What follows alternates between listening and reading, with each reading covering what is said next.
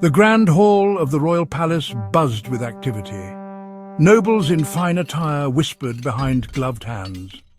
King Louis, weary but regal, sat upon his throne. His gaze fell upon his minister, Ravi, a man whose smile never reached his cold, calculating eyes. Your Majesty, the Treasury reports a concerning deficit. The king frowned. King Louis, concerning, explain yourself, Ravi. There are whispers, sire. Whispers of treachery, of funds being siphoned away. We must find the traitor in our midst. The king, troubled, nodded slowly. He trusted Ravi, but a seed of doubt had been planted. The fate of the kingdom rested on his next move. D'Artagnan, a young Gascon with a spirit as fiery as his swordsmanship, observed the exchange. He had arrived at court only recently, but his sharp eyes missed nothing. Something about Ravi's demeanor, the glint in his eyes, set D'Artagnan on edge. He had heard the rumors too. Whispers of a plot against the king. Now, witnessing Ravi's performance, he was sure of it. The minister himself was behind it all. D'Artagnan's hand instinctively rested on the hilt of his sword. He vowed to expose Ravi and protect the king, even if it meant facing the cunning minister alone. He had a duty to his king and to France. D'Artagnan hurried through the bustling streets of Paris, his mind racing. He needed help, and he knew just where to find it. Reaching a modest tavern, he threw open the doors. Athos, Porthos, Aramis. He called out, his voice echoing through the room.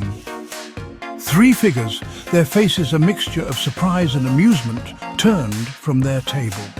The three musketeers, the bravest and most loyal swordsmen in France, rose to greet their impetuous friend. D'Artagnan, what news brings you in such haste? Treachery, conspiracy, and a king in danger. D'Artagnan declared, laying out his suspicions about Ravi. Proof, D'Artagnan. We need proof. We will find it.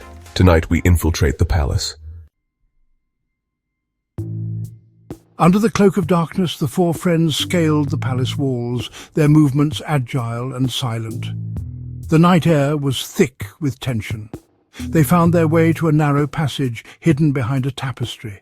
D'Artagnan had overheard courtiers whispering about this secret route, used by servants in times gone by. Suddenly, a figure emerged from the shadows, a burly palace guard, his hand gripping the hilt of his sword. "Palace guard! Halt! Who goes there?" We are but shadows, whispered Aramis, drawing his sword with a swift, fluid motion. The guard lunged, his attack met by the musketeers' blades. The clash of steel echoed in the narrow passage. D'Artagnan, with a flick of his wrist, disarmed the guard, sending the man's sword clattering to the stone floor. Go, alert the others. We will handle this, commanded Athos, his voice low and dangerous.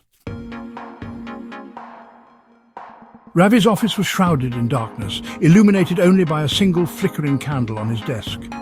Papers were strewn everywhere, proof, D'Artagnan was sure, of the minister's treachery. As D'Artagnan crept closer, he saw Ravi hunched over his desk, a cruel smile playing on his lips as he counted a sack of gold coins. You seem to be enjoying yourself, Minister. D'Artagnan announced, stepping into the candlelight. Ravi spun around, his face a mask of rage. You dare intrude upon me, guards? The doors burst open and a dozen guards poured into the room, swords drawn. The musketeers who had silently joined their friend met the attack head-on, their blades moving with deadly precision. D'Artagnan lunged at Ravi, who scrambled back, knocking over the candle and plunging the room into darkness. The fight spilled out into the hallway, the clang of steel echoing through the palace. D'Artagnan, focused on Ravi, ignored the guards around him. He disarmed the minister with a swift move, sending the sword flying. Ravi, desperate, lunged for a hidden dagger, but D'Artagnan was faster. With a flick of his wrist, he sent the dagger skittering across the floor.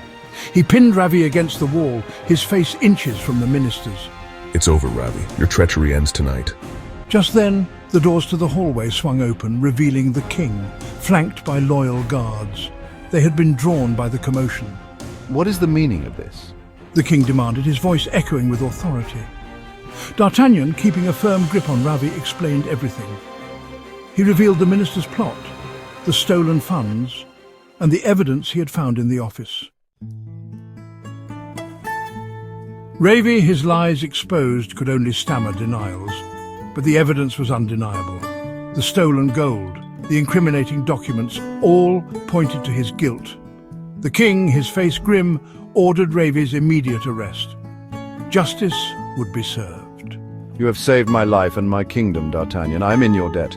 D'Artagnan bowed, his heart swelling with pride. He had kept his promise to protect the king. News of Ravi's treachery spread through the palace like wildfire.